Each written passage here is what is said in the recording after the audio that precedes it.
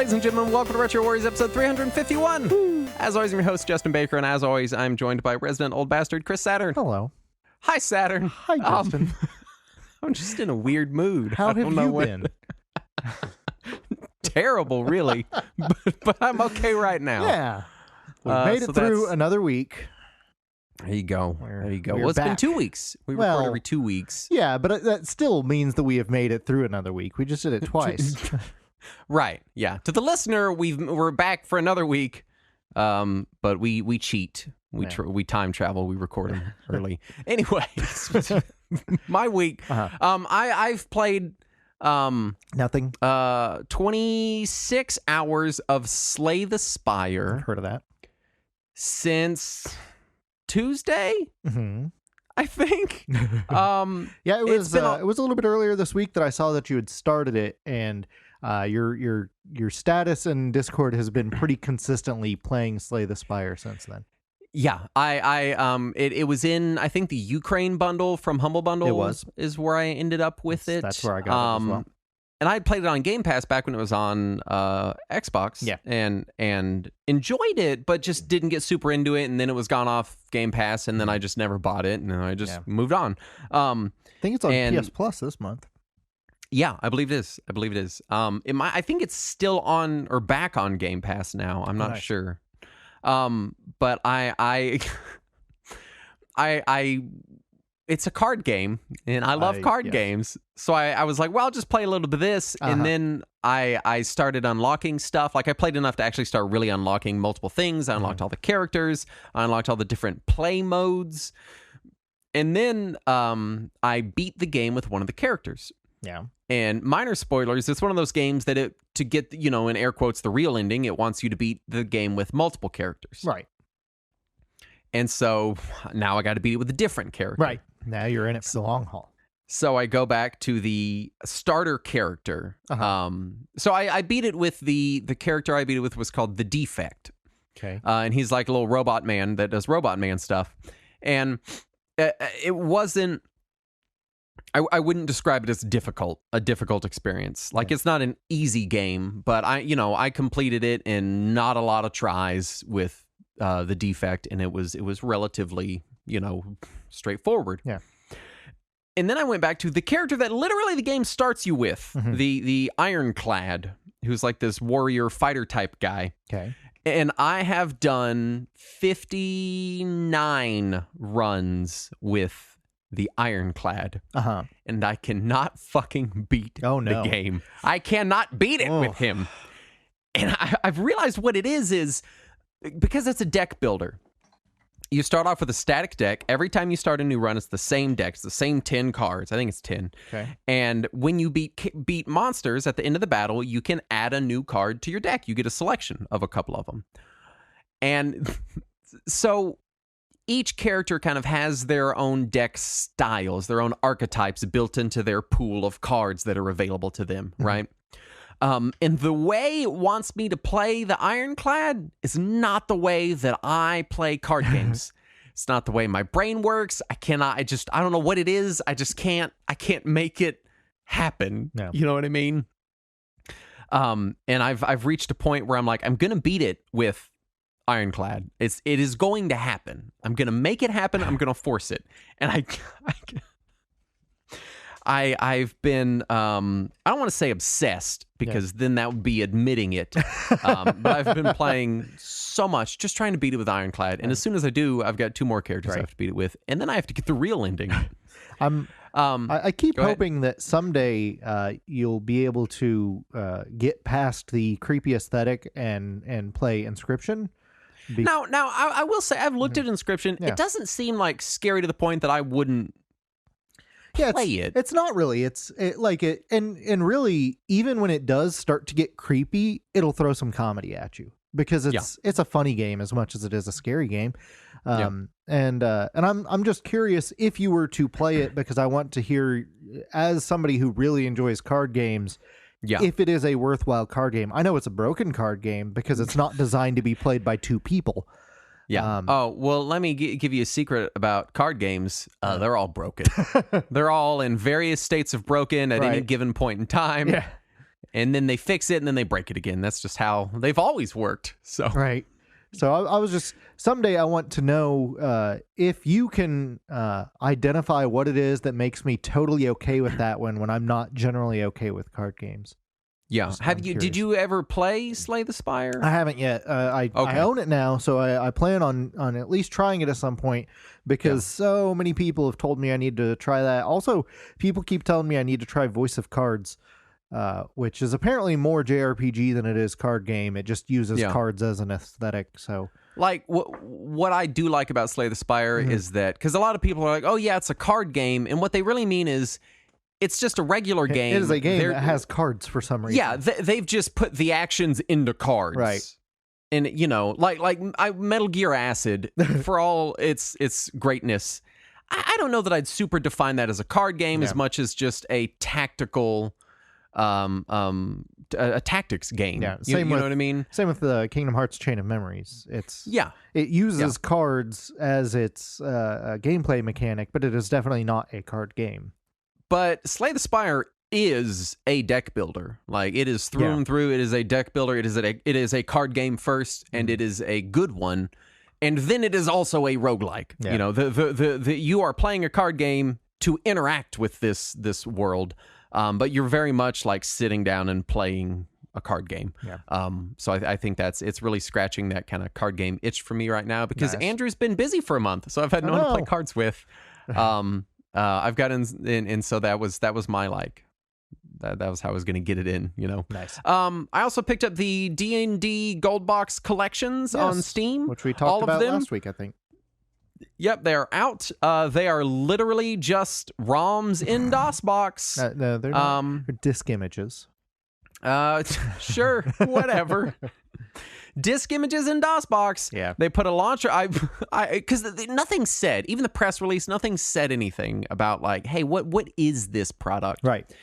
And I bought them all, and it opens up in a nice launcher, and I'm like, oh shit, they did it. And then you open it, and it just boots up a copy of DOSBox. And you're like, oh, great. And then I remember I was remapping controls in Eye of the Beholder because I move with WASD, not the number pad. Right. Because really kind of the best way to play Eye of the Beholder is one hand on the keyboard, one hand on the mouse, because it has keyboard controls, but they're just obtuse enough that it's just easier with the mouse. Fair. So I wanted to move my movement hand from being scrunched up next to my mouse hand to the other side of my keyboard. Right. And I was like, well, surely the nice launcher has, because you can open a settings menu and stuff, and you can do some minor settings. And then I looked at the settings, and it's just writing DOSBox settings. And there's nowhere to remap controls. And the frustrating part is, for people that don't know, DOSBox has a built-in remapper. You hold Control and push F1, and it opens a mapper utility. Right. And so it doesn't even feel like they've properly utilized DOSBox within the launcher. So it really is just a front end. The upside is, unlike the versions on GOG, at least to my knowledge, they include, for the titles that support it, they include the third-party companion apps that have been made over the years. Gold Box Companion and there's a couple of them with different names. Not every game has it, so you know. Well, it's nice that they at least license that. I assume they licensed it. Oh, for all I know, they just took it and used it. But I hope that they paid for it. As little information as we've heard about these collections, even after release, I wouldn't be shocked if they were just like, yeah, we're just going to use this, or maybe it was open source. I don't know. But it's a good way to play those games. The games that support those, because it adds like an auto mapper and character statistics at the top, and then at least you don't have to nice hunt to down those utilities.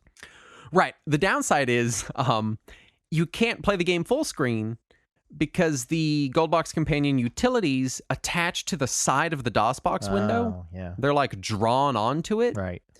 And so it's just, I don't know. It's just wonky. Yeah, which I guess for people that used to play DOS games, you're right at home. Yeah. Right. Totally normal. But for a new package releasing on Steam, I was hoping it would be more, but it's still a good way to experience these games. So, you know, is what it is. I paid $30 for the full collection, and it did not include what was that one? Al Qadim and Kingdom Builder. Sure. It did not include either of those, which are not RPGs. Ah. But they're now they're in my launcher and they're grayed out. And Wait, so really? Yeah. The launcher it's a multi-game launcher for like every game. Huh. They're listed differently in Steam, but when you hit play on one of the launchers, it loads up this launcher, and on the left side it's got all of the games. Huh. I guess that's kind of how the Genesis collection is on Steam as well. No, it looks like they may have fixed it. I take it back. Oh no, there they are. Yeah, so the two, Kingdom Simulator and Al Qadim Genie's Curse, are in the launcher and grayed out with the option to buy them, which I'm gonna do because they're there and they're the only two that are grayed out. Can't have something grayed out. That's not. I have to complete it. Yeah, no, I understand that. Anyway, what have you been playing? So I finished Nier Replicant, and by that I mean I finished all 5 endings now. Oh my god, yeah. All right. Yeah. It's my opinion of the game improved the further I went.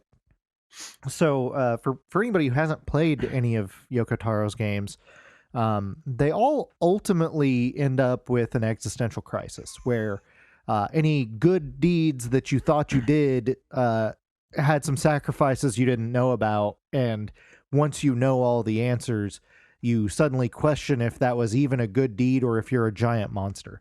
And that's how all of his games ultimately end up. And I did get that out of it, so that's what I was after. It was they did add an additional ending to this version that is supposed to be a happier ending. Mm-hmm. But it's only slightly happier.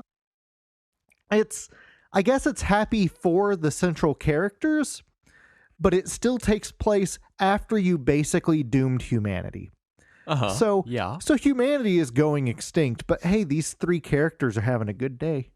Well, sad, if it makes you feel any better, humanity's going extinct right now. Right. Yeah, it's just at an accelerated pace in all of his games. They accelerated. Yes, oh, no, that's quite bad a bit. Then. Okay. Yeah. But yeah, but yeah, all of his games have this like aesthetic where it's very pretty for whatever console it's on anyway. The music is always gorgeous. And the whole game has this like weird sense of melancholy that ends up in an existential crisis. And for some reason, after playing it, that put me in the mood for more of that, which that's weird. Yeah. So I was looking through my games and I realized I never got around to Drakengard 3, which is part of the same series.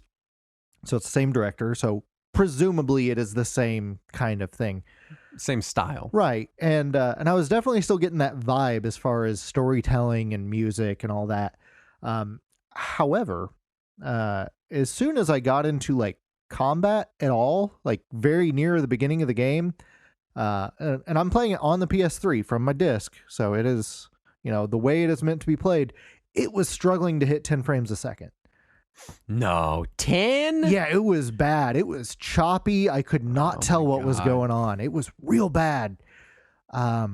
Like you know me, I normally don't care about frame rate. Right. I remember even with Link's Awakening on Switch, yeah. you were like, yeah, I guessed. And I was like, oh my god. Yeah, like there were a couple of times I was like, yeah, that's kind of bad, but I mostly just ignored it and went on.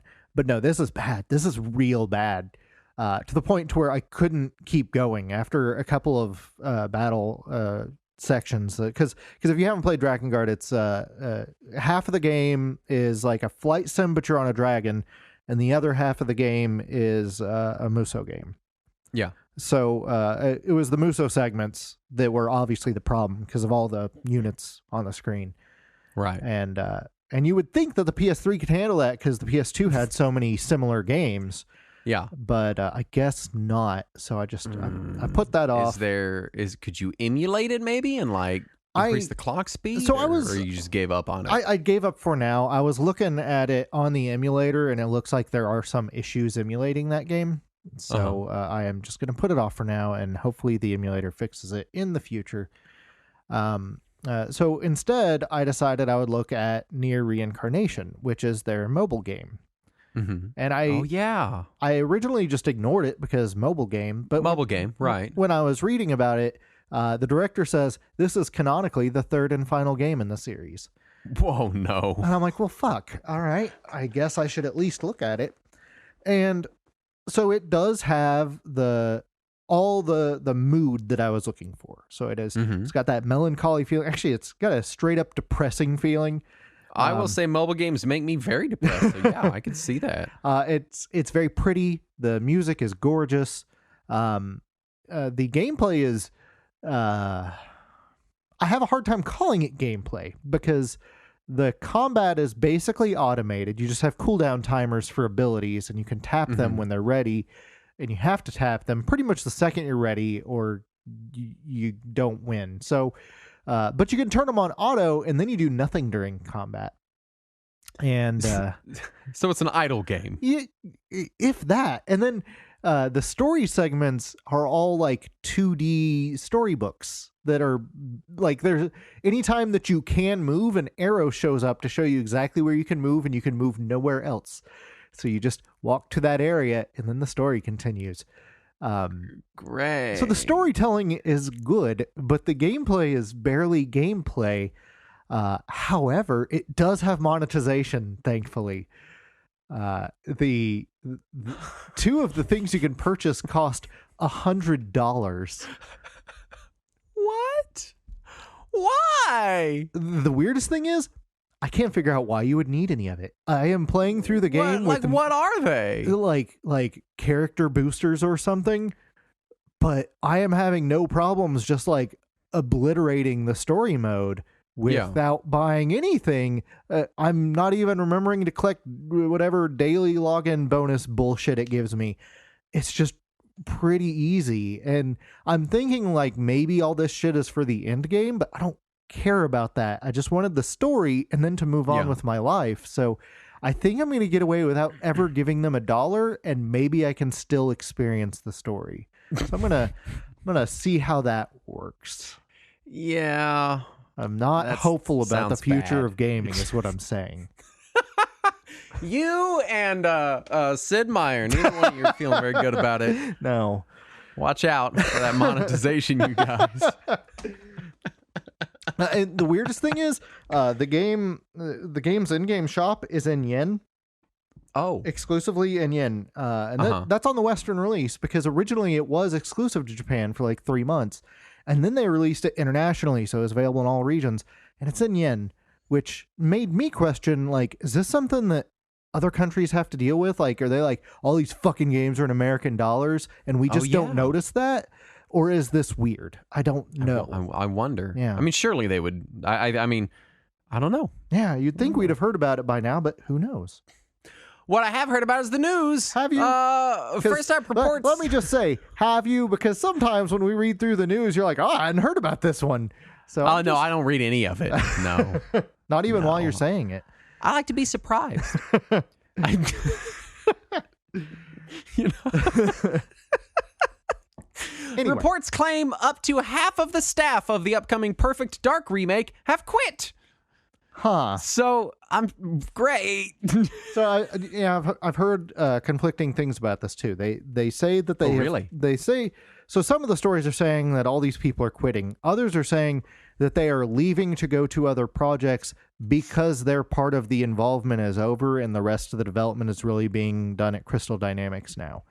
Okay. So I don't know which of those is more accurate. If it's people trying to fearmonger, or if it's people trying to pretty up a bad situation. So, well, I just hope it lives up to Perfect Dark 0, or at least if it's at least as good as Perfect Dark on Game Boy Color. I don't know if anything can be as good as Perfect Dark on Game Boy Color. Sony introduced predatory microtransactions in Gran Turismo 7 after launch, and the always-on DRM failed for over a day due to server issues. Yay. You did it! I heard someone say that one of the cars cost $40 for one car? $40 for a single car. Is it just the one expensive car, or every car is $40? I don't know. They did as an apology to the fans. They issued everybody some in-game currency that was the equivalent of about $10. What bothers me and this is, we talked about this before recently on the show, is they didn't fucking design it on accident. Right. They didn't accidentally make hateful, predatory software. Right. They just thought that they could get away with it. And what's worse is the first patch the game got after the microtransactions were added in, because they weren't there when the reviewers were reviewing the game. They were added at launch. And then the first patch after that one made it harder to get in-game currency. So they intentionally made it more of a grind, and then they apologized after that. They were like, oh, we didn't know that it was so bad. Let me tell you what they're doing here. Mm-hmm. And this is what every company does. Yeah. You release a fucked up thing. Right. You come out, you apologize, you give some tiny fucking pittance to the affected parties, right, and then you just never fucking fix it, and everyone forgets and just accepts that, hey, that's just how FIFA is, I guess. Yeah, right. Or whatever the next thing is. Yep. And we just swallow it and move on. And then they hope that next time they do something like that, maybe it'll be a little bit more normalized. Look, it's GTA Online just costs $10 a month now. That's just how the industry works. Yeah. Wii and DSi shop channels went down on March 20th. Purchased games can no longer be downloaded. Nintendo later responded to press inquiries to say that this is server maintenance, and the services are still down as of March 31st, 2022. I didn't check again today, but I did check yesterday on my Wii U, and sure enough, the Wii shop channel is still... When you try to open it, it tells you have an internet connection problem. That's yeah, my problem is I can't get to my games. Yeah, so that's pretty shitty. To make everyone feel better, Nintendo added folders to the Switch that can only be accessed from the all software menu. Oh boy. You kind of did it a little bit, Nintendo. You did literally slightly less than the bare minimum. They did do something. They did. Like, at what point do we recognize that Nintendo is just engaging in full-on malicious compliance? They're just like, oh, we're going to do it, but fuck you. You know, like, what? This is the folders on the Switch have been the weirdest thing, because people have been demanding them since, 2 months after the system came out, maybe? Since day one. And it's not like the 3DS and Wii U didn't have folders. Didn't the Wii have folders? It didn't have folders, but it had the ability to use the SD card menu, and you could throw things in there. So it's just it's very strange that they acted like this was such a difficult give. No. It's not strange. It's hateful and lazy. Yeah. Sony is also hateful and lazy. They're just being hateful and lazy right now. And we're just gonna, I don't know. I'm too cynical about companies right now. I just can't handle it. Speaking of companies, yes. Valve and Google are making Steam available on some Chromebooks. That's something. So enjoy that, students. Now You're the ones using them. Now you can play really low-end Steam games and Stadia. Fan-made PC port of Ocarina of Time released based on reverse-engineered source code. It is a little bit of a hassle to get going. You have to provide your own ROM, yada, yada, yada. And it's Ocarina of Time on PC. I played it. It's the game. I didn't try it yet. It works all right? Works great. Works just fine. Nice. Intellivision shows an unboxing of an alleged Amico system. If only they could ever produce them. Where are they sourcing these iPods? You know what I mean? In 2022, they're sourcing them from 2005. Is that they were expensive in 2005? Well, Nintendo sent a C&D to several websites to remove scans of an old Mario 64 guide. Are you fucking serious, Nintendo? And the apparent reasoning was because it had these diorama recreations of all the levels from the game. Oh, something really cool? Yeah. I don't know what it was specifically about those that triggered Nintendo's lawyers, but those were apparently enough to convince them to force people to take it down. Xbox is pursuing cloud-native games, ensuring that I won't play them. And so what they specifically said it'll be for games that were already going to be always online, things like MMOs. Yeah, it makes sense. Destiny, World of Warcraft, whatever, whatever. Yeah. Yeah, and just they want to utilize cloud-based features instead of it just being hosted on the cloud. Actually, take advantage of the tech in some way. And in order to find somebody who knows what the tech is capable of, they sniped some of the lead designers from Stadia. Don't say Stadia. Oh my God. I like the idea. The problem is a lot of us that play these games don't have a good enough connection to stream the whole game. Yes, and we struggle enough with the updates. Yeah, that is going to be the big problem there. Yeah.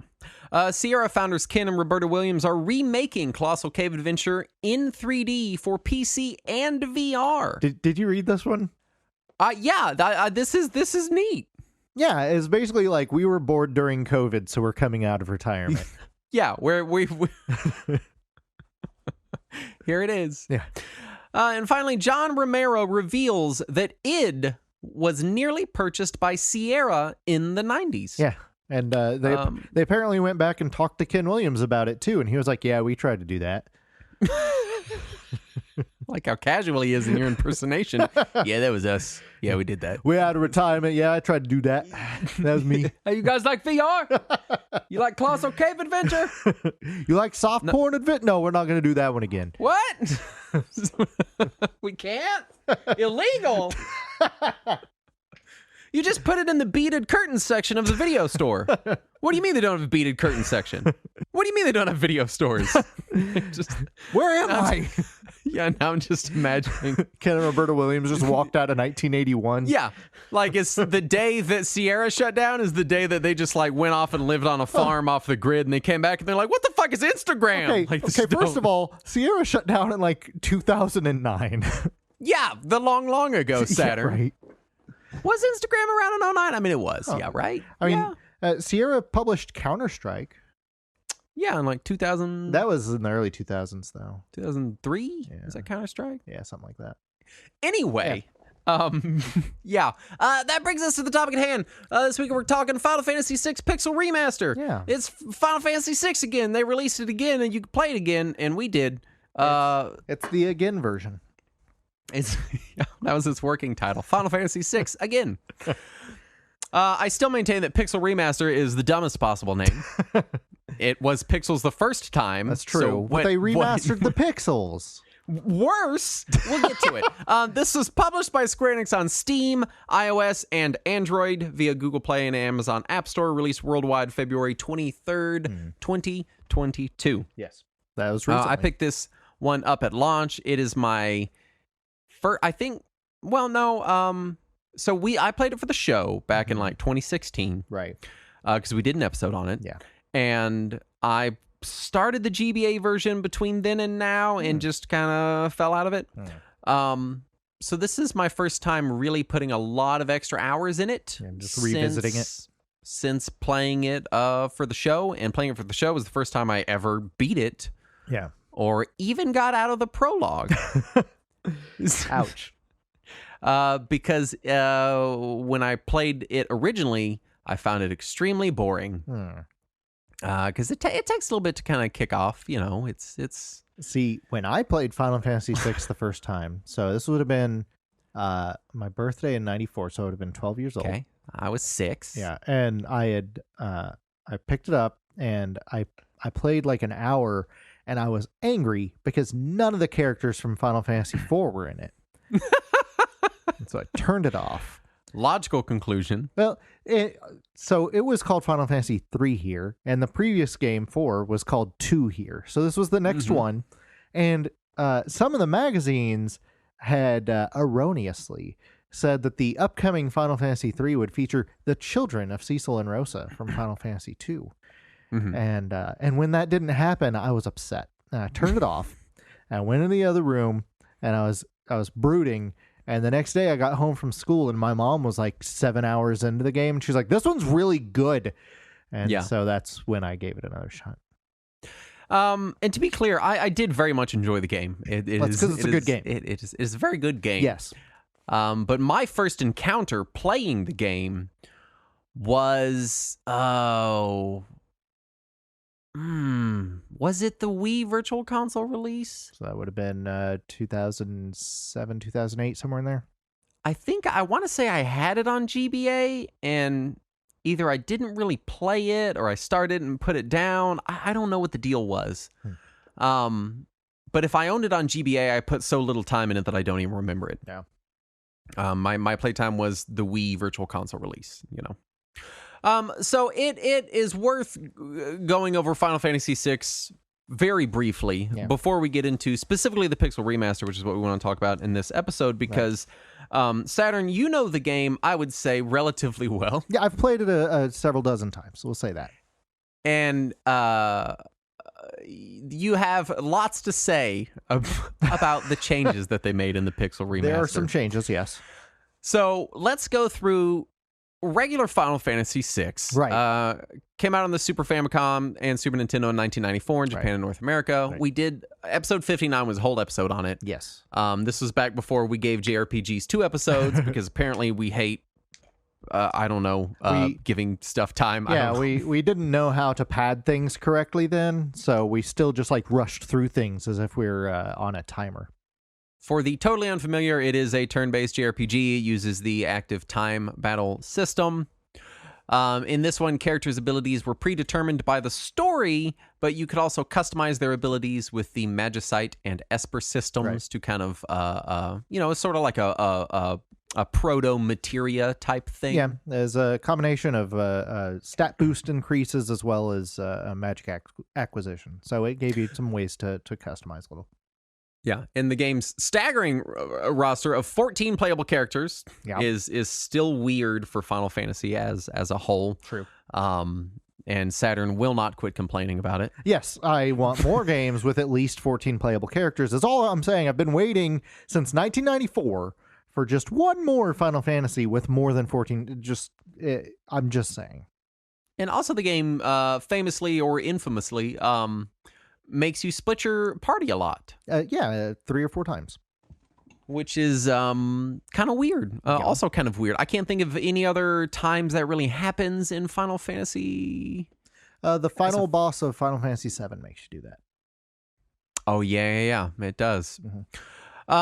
There are little side events, the Colosseum and the auction house and stuff like that. None of it is really fleshed out in the way that it would be in Final Fantasy VII. Right. But it's them kind of forging some of the preliminary ideas of having lots of side events in their games, which was a huge deal in the next game in the series. Yes. And the second half of the game is completely non-linear. You can just kind of do it however you want. Right. Which is still pretty uncommon for Final Fantasy.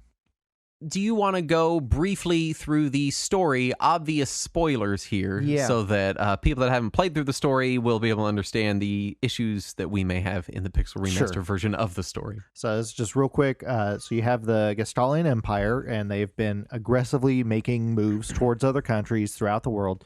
And they have recently bolstered their firepower using what they're calling Magitech soldiers, or soldiers infused with Magitech energy. Mech warriors. Yeah, basically mech warriors. They got a bunch of mech warriors running around. And then they performed a mech assault. There you go. So you got Terra, who is called Tina in Japan. She is a Magitech soldier of the Empire, and she suffers an accident while she's on a mission in Narsh, and then you find out she is an amnesiac, and she has been under mind control of the Empire throughout her time as a soldier. An amnesiac in a JRPG? I know. It's insane. Oh my god! All of these characters would be dead. Anyway, and then after meeting a resistance group known as the Returners, Terra ultimately agrees to join their cause and stop the Empire's move towards domination. Meanwhile, the Empire continues to experiment on Espers, which are a magical race that fought a war against humanity 1,000 years earlier. Terra learns that she herself is half Esper. The Returners are gifted with the strength of Espers via Magicite, which is a crystal left behind when an Esper dies. They just straight up kill themselves to give you crystals. That's cool of them, I guess. After learning the secrets of Magicite, Gestal and his general Kefka stage an assault on the land of the Espers to get as much Magicite as they can. Ultimately, the island of the Espers separates from the rest of the world like continents do and floats above it. Classic situation. Normal. We call that doing a reverse Atlantis. That's the geological term. We call it a future Australia. And as that island floats above, Gestalt and Kefka attempt to harness the source of magic itself while riding on said continent. And then the party goes to confront them, and Kefka betrays Gestalt and takes the power of magic for himself, kills Gestalt, and then using that power that he obtained, Kefka turns his beams of judgment on the whole world.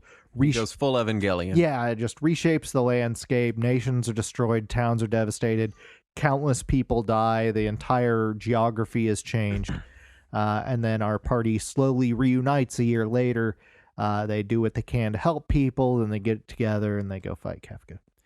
You know, when you phrase it all together like this, Yes. It sounds a lot more depressing than it feels. True. The game itself feels somewhat upbeat and optimistic, but really it's a very depressing story, and it's even... I mean, they don't ever really undo. No. They're just like, oh, it's fucked. Like, it just remains fucked. It's like, it won't get more fucked, but it's still pretty fucked. Oh, you saved us. Thanks. Well, I didn't save you. I ensured it won't get more fucked in the immediate future. Right. I'm gonna go to what's left of my home now. I'll see you later. Yeah, that's pretty much what it is. And Sakaguchi, the creator and writer of the early Final Fantasy games, he has mentioned several times that he wrote this game while dealing with the death of his mother. Yeah, and you can kind of see that in the like combination of hopelessness, but I guess we got to go on anyway. That the game kind of conveys. There is an air of definitely an air of hopefulness in the story. And also I think this is one of those instances where being a 16-bit game makes the tone of the story so different. Yeah. Because obviously, if it were like made now in full on like rendered HD, watching the entire world and all the people getting massacred, and then killing the guy that did it, and then being like, "Yeah, we win," it would come off differently because it's much less abstract. Yeah, and also because it's a pixelated game, all the characters are these cute little chibi laughing characters all the time. Right. Whereas if it was a modern Final Fantasy game, they would all have permanent tear marks on their faces. Yeah, it's like if the Smurfs village caught on fire. It'd still be sad, but it'd still also be kind of cute. You know what I mean? I mean, I wouldn't be able to not laugh at it because it's dying Smurfs, but I'd still feel a little bad, I guess. What was the name of Gargamel's cat? What was that fucking cat's name? Oh, hell, Archimedes? Was it Archimedes? I don't remember.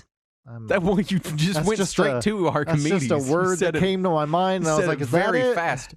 I wanted to say Lucifer, but that's the cat from Cinderella. My point is, the story's depressing. Azrael is his cat.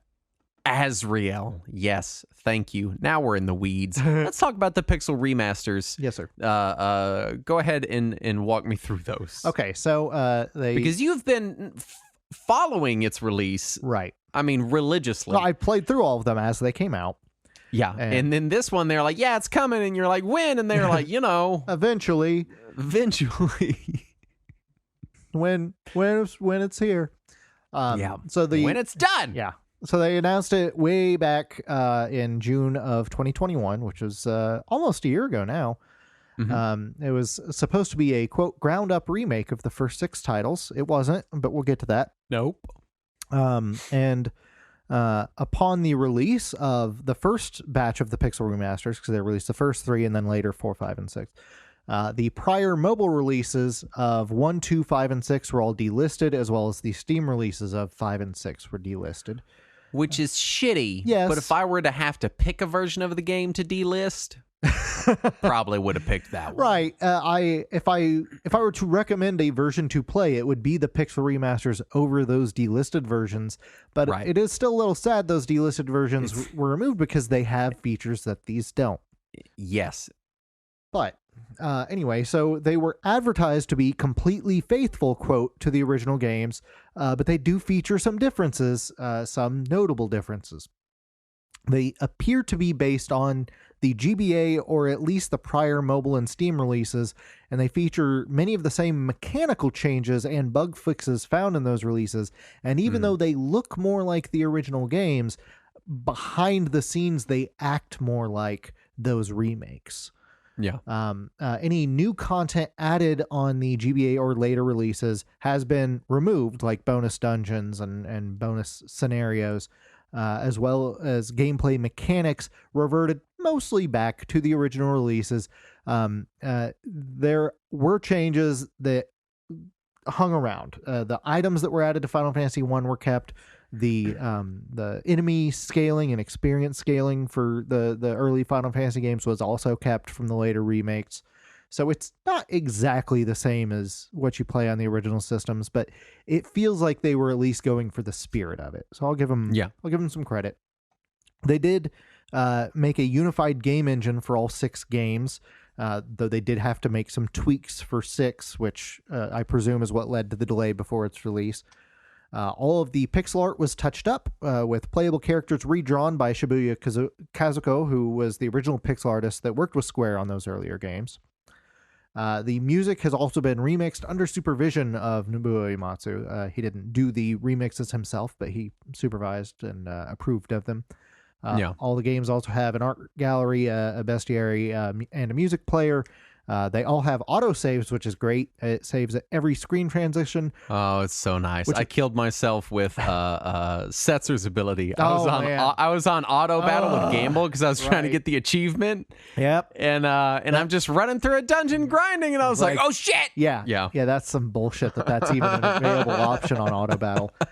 But yeah, every screen transition, it autosave. So coming out of every battle, coming out of every dungeon or town, moving screens, whatever. You also have the option to quick save whenever you want. And there is some screen tearing on the PC versions, as well as a god-awful font choice. Now, what's interesting to me is I noticed the screen tearing in Final Fantasy 3 Pixel Remaster. Yeah. But I did not notice it in this one at all. Honestly, I didn't either. Okay. But I know that so many people did complain about it in the earlier games that I still wanted to note it. Maybe they have fixed it in some way, or maybe I just didn't notice it this time. But I have been told that it was really bad full screen, and I rarely ever play full screen. It's still so weird to me that you're playing a little window. Well, even when I'm playing on my Steam Link, it is full screen, or sorry, it is windowed on my computer, but full screen on my Steam Link, so it doesn't really matter to me. The guy has private messaged me to tell me that he had screen tearing. He seems very unhappy about it. Yeah, so I think it is still present, especially if you're playing full screen. It's probably still present. I want to talk about the sprite work. Yeah. In this game, and I don't know if you have a section for it later in the notes. And if you do, we can wait. But I don't like the sprites. Yeah. The character sprites specifically. I've not compared the monster sprites. I assume they're relatively similar-ish. They're nearly identical. And inevitably include the American censored versions of applicable sprites, I assume. They do not. Oh, do they not? Really? No. Interesting. But the character sprites are very... they look like little plush dolls. They're very rounded. Yeah, I like that. And softened up, and they look like kind of little plush doll, roundy Lego kind of people. Yeah, they look like the promo art, which was also very plush doll looking. Yeah, and I don't like it. For like 10 years, I had the wallpaper on my computer was the old promo art that made all 14 characters look like little plush dolls. And so that is how I have seen all these characters for years. So I was totally okay with it. Something about, and I know we talked about like having kind of, cute little sprites. Yeah. Something about, because they're really cuted up. You know what I mean? They're really maxed out. They drug that cuteness slider all the way over. And something about how cute they are. Now that I feel like they're so cute that they do kind of betray a bit of the tone. You know what I mean? I can hear that. Yeah. Because it's some heavy shit. And it's always like what the original sprites gave you was they were just cute enough that shit could be real serious and you'd buy it. Yeah. And then they could shift into a more comedic tone easily. Right. These, again, it's like Smurf Village on fire. You're just like, I don't. I can't even Yeah, process I also the tragedy going on right now. For me, as soon as I can unlock Mog, he becomes my main character for the rest of the game, and he is always the top of my party, and he is the most visible character for me. He always ends up having double the HP of anyone else in my party, and significantly more attack power, and I give him the best weapons in the game. So for me, the game has always been about how can I make the cutest character the most destructive. So I think the new graphics really just lended to my gameplay somehow. I do wonder if some of that has to do with the fact that you've played it so much that maybe you're not looking for that connection with the story. So I mean, not to say that you don't still enjoy the story, but you know, that maybe or that you're numb to the tone of it, but it's a story you've heard many times now. Yeah, absolutely. In this being really kind of my second real playthrough, I had forgotten a lot of the gravitas of what's going on, you know. Because there's a scene where a whole fucking kingdom is poisoned to death. Oh yeah, and it's fucking heart-wrenching. Yeah. And then I got this little fucking plush doll of Cyan running around, you know. And then you have to watch him as his wife and child die in front of him. Oh my god. Yeah. And so I feel like there's always been this silliness to the 16-bit Final Fantasy games. For sure. But I think they rode that line really well with the pixel work in the original game, such that it could go back and forth, because they do look, compared to the pixel remaster sprites, a little chunkier, a little darker. What I did was I modded it, and we'll talk more about modding later, but I modded the original sprites into the game, the original sprite work, and when I did that, I realized how intensely bright the actual backgrounds were. Yes, that's because they grabbed all of the assets from the GBA ports. The GBA version, because GBA's got to be bright, so you can see it. It didn't work, but you know. And so then I had to go get a mod to darken that down. Yeah. And at this point, again, I've not played the original game enough to really know. All I knew is that I was like, this feels like so cutesy. And then someone in our Discord posted, hey, I like the original sprites better. And they showed it next to the original. It was Locke. Yeah. And I was like, oh, that's why it feels so cutesy to me, because it's like neon plush dolls running around. And so at this point, I'm having to look at screenshots of the original game to actually make sure I'm getting close to it. Not because I care for authenticity purposes, but just because that's the experience I want to have, you know? And once I get it pretty close, I just playing the game genuinely felt tonally different. You know, based on all the conversations we've had this episode, what I've determined is what I'm really after is just a really depressing existential game starring neon plush dolls. So that's what I need. All right. Yeah, I think we can make that happen. This is great.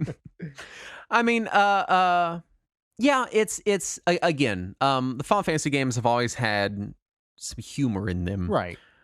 Which has always been one of the big drawing points for me. I always appreciated that dichotomy between what should be a very serious, very tonally dark story with these goofy cutscenes that don't take themselves seriously at all.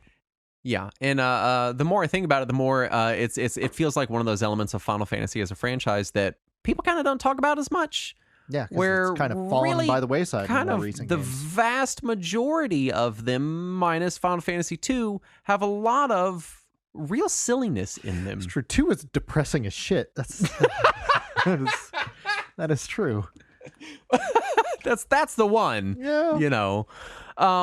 So yeah. My only point was I felt like it was so bright and so neon and That's so fair. rounded, sanded off edges that it was kind of detracting from the experience for me. When I switched it back, thankfully mods work great. They're easy to install.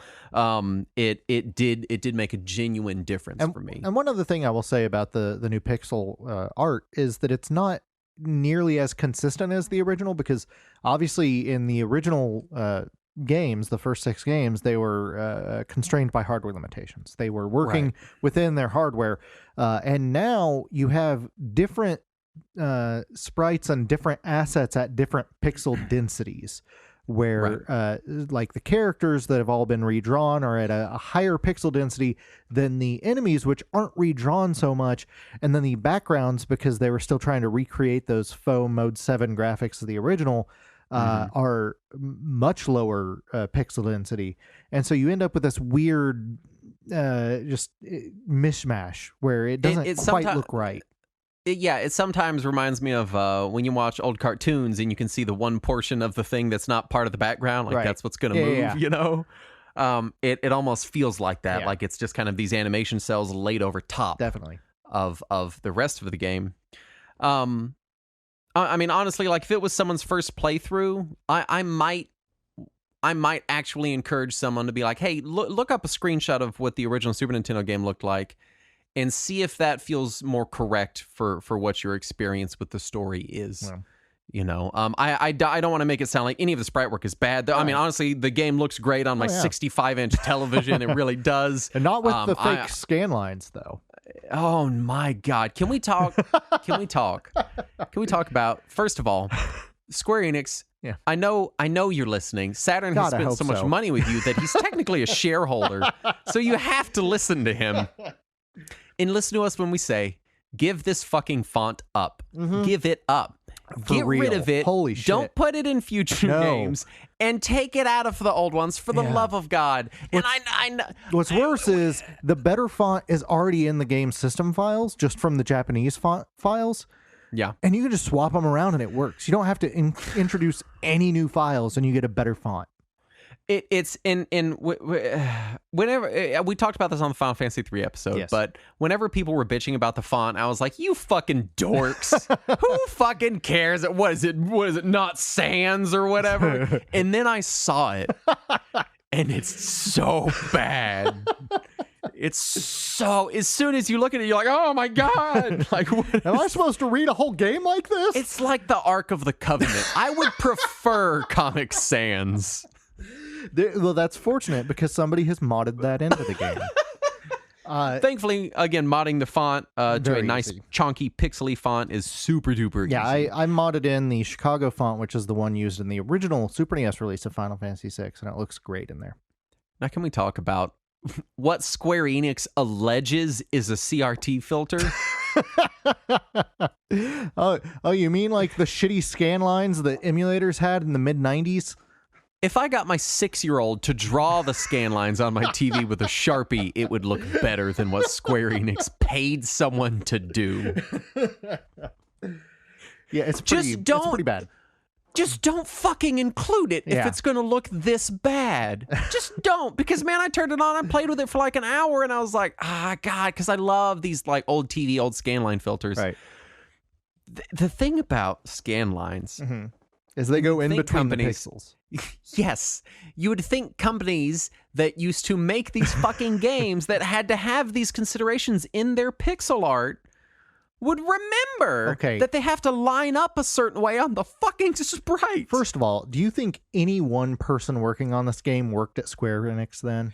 I guess, man. I don't know. It's just, I like, what gets me is farm out some filters, man. When you look at the credits, which I know you at least saw the credits for the Final Fantasy 3 Pixel Remaster, there was like 1,000 people that worked on this game. One of them should have known. I streamed the ending of that game, and I remember you saying the credits were 30 minutes long, and I thought you were joking. 10 minutes long. It was a little over 10 minutes. Oh, 10 minutes, pardon me. And we timed it on stream, and it was as long as you said it was. Because you said that, and I was like, no way. Yeah. And it's not like because it goes really slow, or because the names are really spaced out. No, it's just a shitload of names. The filter is so fucking It really is. Don't use the fake CRT filter in this game. Don't do that. Let's talk about the quality of life improvements that we do like, because so far it just feels like we've been bitching. And I don't want to feel like I'm bitching, because I really like this version of the game. I don't even want to say that all of these are necessarily positive, and most of them are. But some of these changes are weird, and I don't know that I necessarily would have chosen them. They don't bother me, but I don't know if it's the way I would have gone. So first of all, a good thing, all the characters can be re-equipped at any time, whether they are in your active party or not. That's huge for me. So if somebody is in reserve, you can just change their equipment, you can steal shit from them, whatever you need to do. It's great. Mm-hmm. Also, any characters that leave your party to the point to where you can't swap them back into reserve, they are unequipped automatically. You get all. Wait, I don't have to talk to the person anymore? No. Well, I've been doing it anyway. No, those people are still in your party. They're just in reserve. Oh, okay. Yeah. Okay. I see what you're saying. Yeah, those people are still in your party. They keep their equipment, and you can remove it at any time, either by just going into the menu and unequipping them, or by talking to that dude. I talked to the dude. I talked to the airship You're dude. welcome to do that. Okay. I was just leaving everybody equipped the whole time. It was super exciting to me that I even could do that. Yeah. And then Espers now show a little gold star next to their name when you've mastered them. Oh, so nice. That's so nice. So nice. If you attempt to equip an Esper that's already been equipped on somebody else, instead of it just failing, it asks if you want to remove it from the other character, which, man, that made me so happy the first time I accidentally did that. Go ahead. I do kind of wish they, like, I don't know, like, grayed out the ones being used or something. Yeah, well, they do put a little mark next to them in some way, if I remember right. Is that what it is? Yeah, I guess I just didn't see it. I'm sitting 15 feet away on my television. Yeah, there was some sort of indication that they are equipped to someone, but I don't remember what it was. Oh, you know what it was? The one that they had actively equipped wasn't marked. I think that's what it was. Yeah, the one that you have equipped isn't differentiated from the ones that other people have equipped. I would have to look up there and be like, all right, which one does he have equipped? And I'd have to look down there because there's so many of them. Oh, yeah. Which is, I know it's the dumbest. Like, Justin, just remember one word for 4 seconds. And if you forget it, look up there. But I'm like, no, I want it to be marked. Anyway. So they did change the way that Saban's Blitz command works. So in the original, you would just select Blitz, you would put in a Street Fighter combination, and then you would hit the button and you would perform it. And if you didn't know the combinations from looking in the menu first, you had to look in the manual to get them. And the first time that you have to input one is before you can look in the menu. So you need the manual or someone to tell you how to do it. Yeah. But in this version, when you select Blitz, it actually gives you a list of all of his potential blitzes. You choose the one you want to do, and then it shows you the specific commands on the top of the screen. And if you fail, it just lets you try again, which that's exciting. Unless you press the A button. Right. If you hit enter, prematurely, you're going to fail. But it's much harder to fail than it was in the original. At first, I was like, they've made this so idiot-proof that they might as well just remove the fancy inputs because you can't fail them. And then you failed one. And then in the heat of battle, I would flip through it too fast and hit the button before I realized and fucking fail them still. Nice. So I guess still. I do remember the first time I played this game, I thought Blitz was broken. I didn't know what the fuck it was. I'd pick it and he'd just stand there and it'd say wrong. And I was like, what did I fucking do wrong? I don't know. And I played through like half the game like that. Yeah. Fortunately, I had the manual, so I was able to read through it and figure out how to get past that first battle at least, and then eventually figured out the Blitz.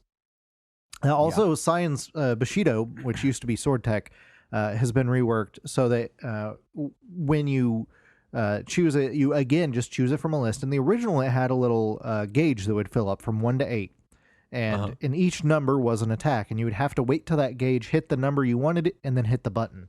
In this version, you just select whatever ability you want, and then he just waits and does it, which takes away any interaction from this one, really. And I can't tell if he waits as long as he did in the original. To me, it felt like it was way faster than in the original. It feels virtually immediate. Yeah, a lot of the actions are nearly instant, and others are not much of a delay. So it really felt like it took any downside away from Bushido.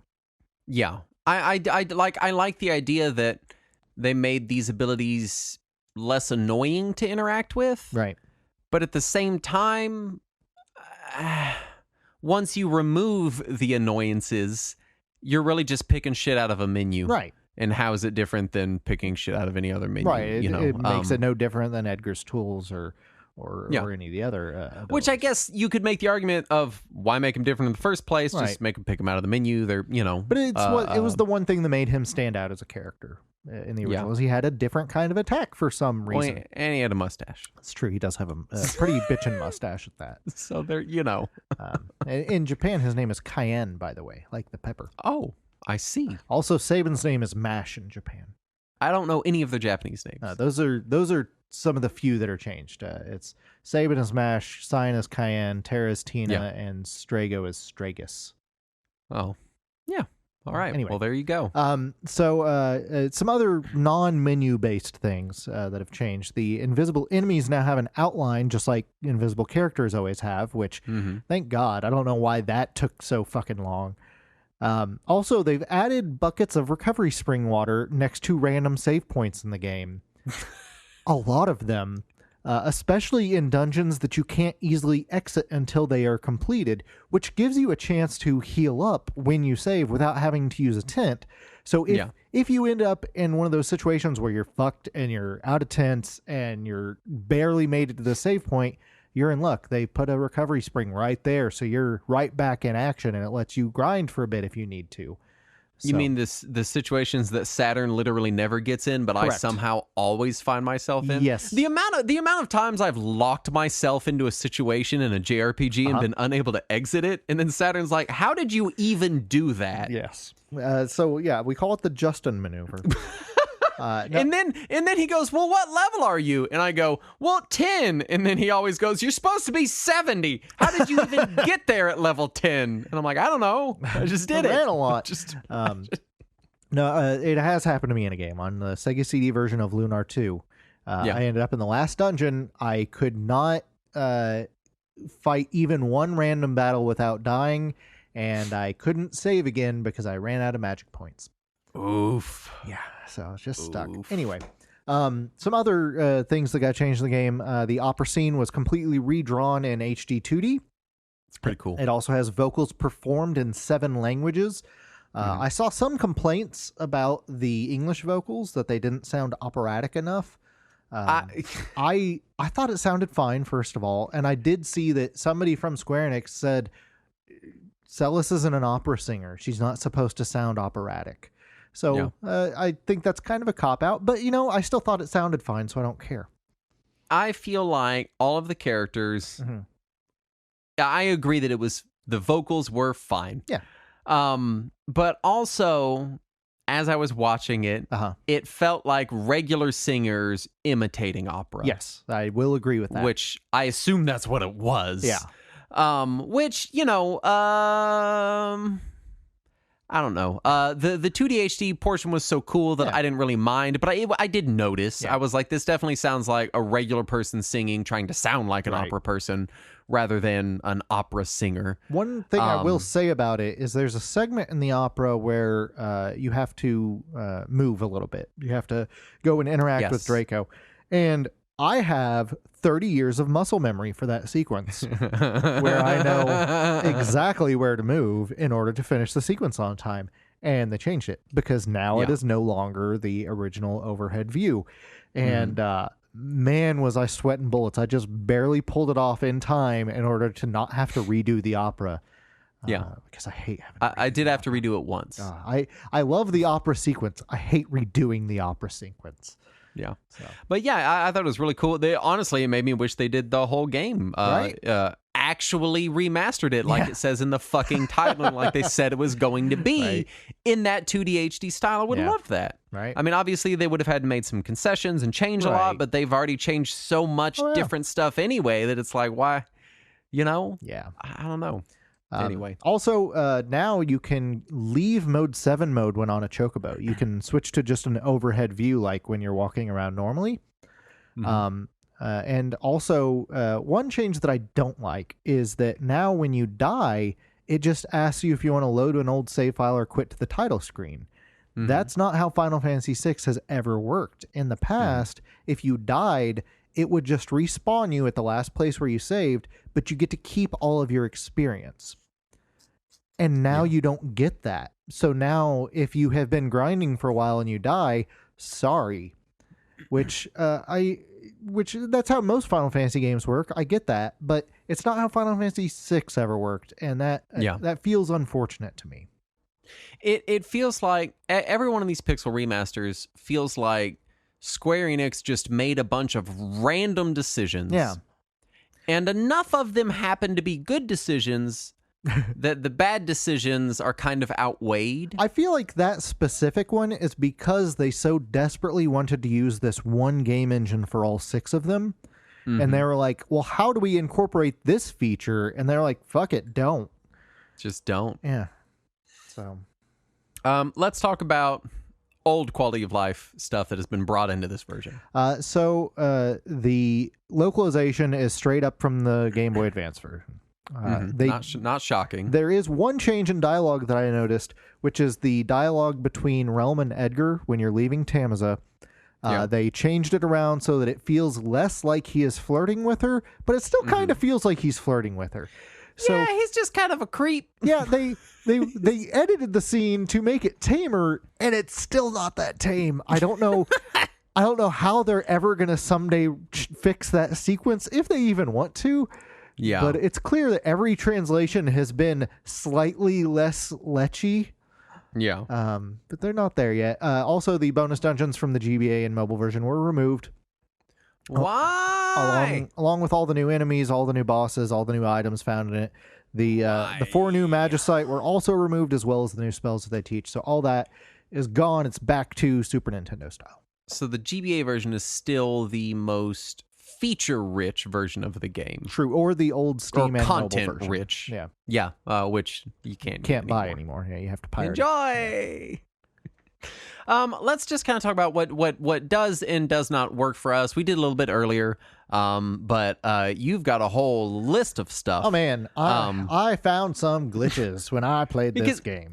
Because here's the thing, and it's been so interesting because this is kind of getting ahead of ourselves a little bit, but this has become my preferred version of the game. Yeah, I would probably agree with that. For a litany of reasons, but I feel like, honestly, you've enjoyed it less than I have. Probably. But only because you know the game so well that I don't even notice the majority of these changes. I'm like, I have no idea. Did it? I don't know. Maybe. And so it's interesting seeing you with as familiar with this game as you are. That they weigh a little more on you. I think. And some of it really bugged me because some of it is really bad glitches, and some of it is just like that's kind of dumb or funny glitches. Yeah. But and then there was a lot of them that I forgot to even write down, to be honest, because I encountered so many glitches during my playthrough, and some of these have been patched, by the way, and I'm sure many of them could end up being patched going forward. Some of them I doubt it, but so just real quick, a lot of the animations are awkward or broken or not quite right. I saw some characters float off the screen sometimes. There's a sequence where when you get the second airship, one of the characters just like kind of glided to the corner of the screen for no reason.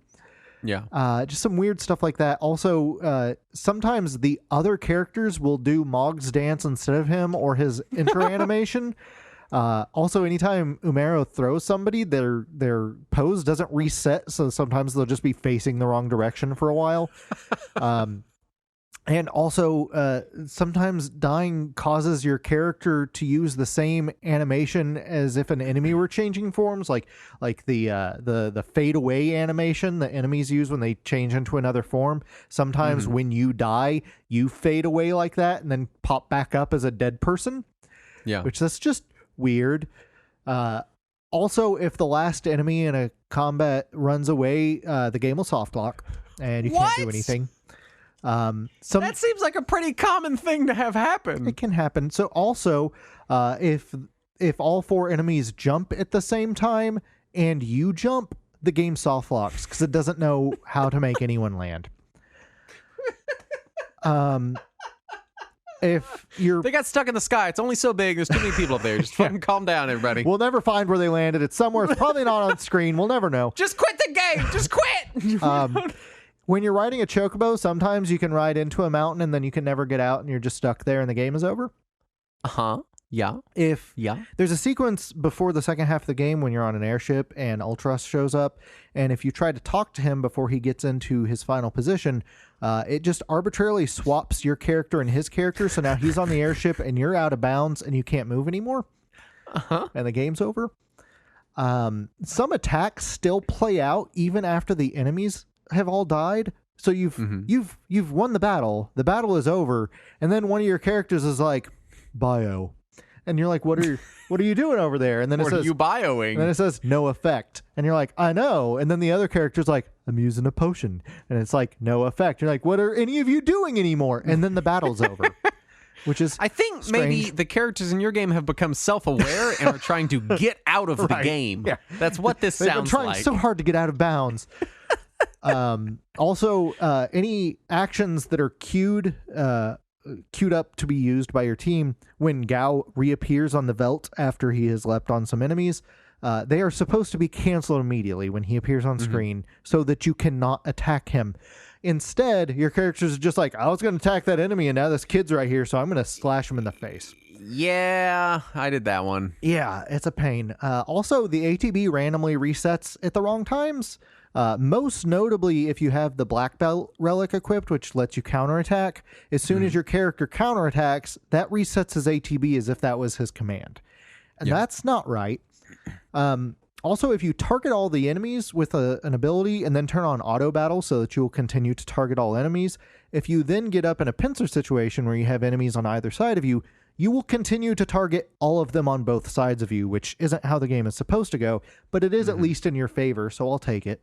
Yeah. Gao and Gogo cannot handle auto battle at all. If you set Gao to auto battle with any of his rages, he will just straight up attack in all future commands, which is weird because he doesn't have an attack command and shouldn't be able to do that. Yeah. Gogo will just mime. That's all he knows how to do. If you auto battle, does not matter what command you gave him previously, he will mime. That's all he will do. That's weird. Also, certain battles on the veldt don't have their triggers set correctly. Specifically, there's a battle with an enemy that when it dies, it spawns 3 different enemies to take its place. And the game doesn't know how to handle that trigger if you're on the veldt, so it just soft locks and the game is over. This was my favorite one, which they have patched, fortunately, but one of the exit tiles from the city of Albrook is hard-coded to the first world map.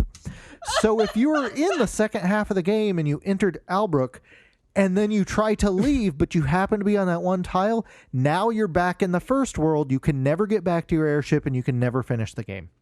So let me tell you what this is all very indicative of. Yes, sir. When they say that it's a full ground-up remaster, what they mean is they have done their best to approximate this entire game from the ground up. More or less. Well, and from some leftover GBA code anyway.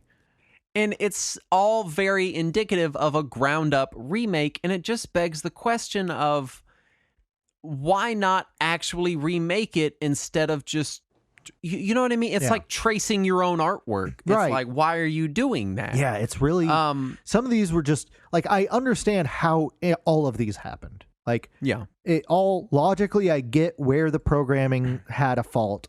I get it. But I don't understand how they suddenly got introduced here and how nobody noticed any of this. And it's just, again, we should say, I think we both very much like this version of the game. I enjoyed the hell out of it. And would recommend it. Yes. But it just, like every other Square Enix project in the last 10 years, it feels like, is so indicative of like an amnesiac painter, you know, where you're like, hey, you already did that. Also, this is wrong. And you're like, what? Who are you? And you're like, are you okay? But the art's amazing. And you're like, well, all right. This looks great. That's not what trees look like, but this looks great. Shit. Yeah. Unfortunately, I will say that autosave saves you from a lot of those bugs. Because I got soft locked a lot of times in this game, and I could just reload my autosave, and maybe I'd have to replay 3 or 4 minutes. Yeah. But the fact that it happens at all for a remake of a Super Nintendo game. Yes. And I mean, come on, you guys. You know, I will give Square Enix this much credit. At least it's not laden with microtransactions like most of their games lately. I'll say this. I feel like if you gave the fan community the rights and let them just put this game together in RPG Maker, it would have less problems and probably be slightly more faithful. I'm just throwing it out there. You know what I mean? That's the most depressingly accurate thing I've heard in a while. And it's like I think what it is it's this situation where this is a very good version of the game. Yeah. And especially with fan mods. Yeah, once it's modded, and just the ability to mod it makes it a much more accessible version of the game. It looks great on the big screen as long as you're not getting screen tearing. Yeah. It's just one of these things. Like what I said earlier, it's just two huge buckets of good ideas and bad ideas, but the good idea bucket is just a lot bigger than the bad idea bucket. They still mix them together. Yeah. You're over there like, don't put those in there. And they're like, we don't know. We're dumb. I can't read. And for people who don't know, the fan modding community did amazing work with the prior Steam release of Final Fantasy VI as well, which that was an awful port. Because it was basically just the GBA game again, but with really super shitty graphics. Like, oh my God, so shitty graphics. And the weirdest user interface. And the fan community was able to fix a ton of that. And they were able to reuse a lot of the work they put in there and apply it towards this one, which is why we already have so many mods available so quickly on this. And I'm really happy to see all that. I'll say this, a year from now, after a year of Square Enix casually paying one person not enough money to sometimes patch these issues, and the entire Final Fantasy VI fan community putting in actual hard work on it, I think this will be a fantastic version of this game. Oh, yeah. And I read that some of the modding community are already trying to add in the GBA bonus dungeon. Yeah, I'm telling you, like, just because of how open this is, which I think is an accident. From what I can tell, Square Enix was just too dumb to make it hard to access the internals of this game. Well, they they can only read microtransactions, so they have no idea what any of this says. It's like they left the back door open, but people just broke in and redecorated, and they're like, "Oh, I guess that's fine." Like you know what I mean? So I'll say, and it pains me to say this, but like so many Japanese games on PC, in a year or two, there's going to be some like Final Fantasy VI Ultimate Mod Pack that you can download for free, and it's going to make this an amazing version of the game. Absolutely, yeah. Right now, I think it's still a very good version of the game and one that I would recommend. Yeah, and of the versions that are currently available for sale, which is just this version, it is definitely the best. And I would say that it is significantly better than the previous PC mobile version, especially as far as graphics. Oh my God, that you think this one looks like little neon puffball characters? That one looked like trash. I would say that it is better than that version. I think it is also functionally better than that version, despite all of its glitches.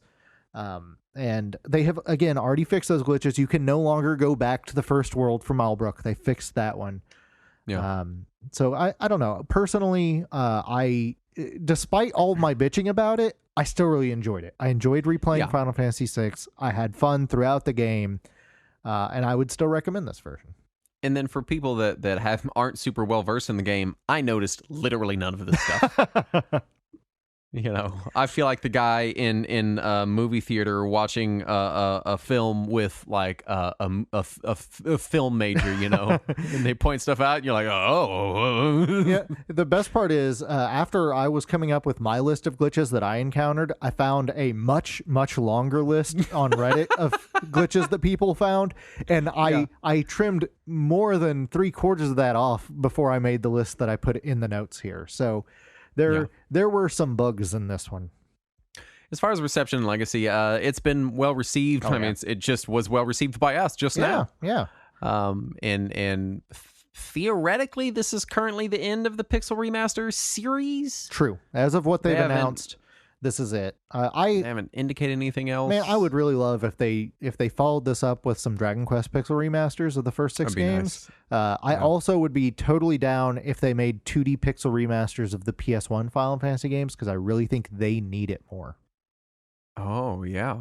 So, like, demakes. Yes, I want it. I want it so hard. Take away all of the load times and all of the superfluous animations in battle, and just make them really tight games where it's all about the actual gameplay mechanics of those games, because they have interesting gameplay mechanics that are trapped behind shitty PS1 era load time and animations and JRPG design. Okay, there's that too.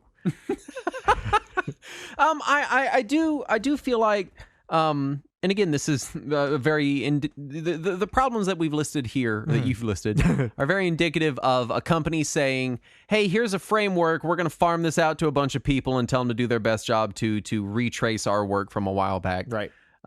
It's unfortunate that they went that route, and it's this is, I guess, kind of getting into final thoughts. Yeah. But again, I have a lot of hope for this version of the game. Yeah.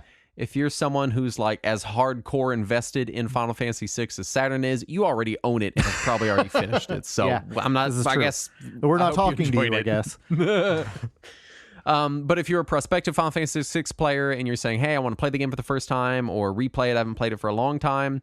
I really don't think you'll notice the vast majority of these issues, and the biggest ones being, I would say, the font. Yeah, is a necessary mod. It's very easy to do. You open a file, you move it around.